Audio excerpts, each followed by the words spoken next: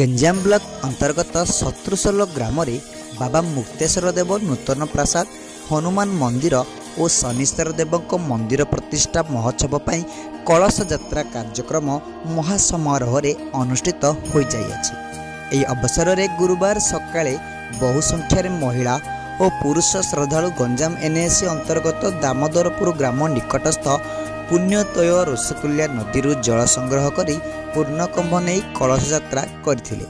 पारंपरिक वाद्य बाजना जोड़ी शंख कुन्नी कलाकार आकर्षणीय नृत्य प्रदर्शन दर्शक मन मोहिथिला। श्रद्धालु माने गंजाम सहर दे लंबा यात्रा अतिक्रम कर यज्ञ मंडप अभिमुखे यात्रा करथिले।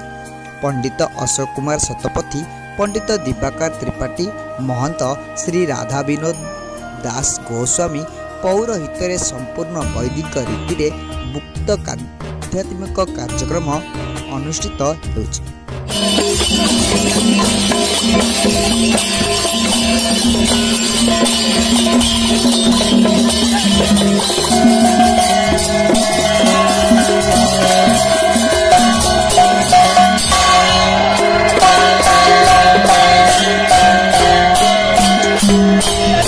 विजयलक्ष्मी महागुड़ का रिपोर्ट दिग्दर्शन न्यूज।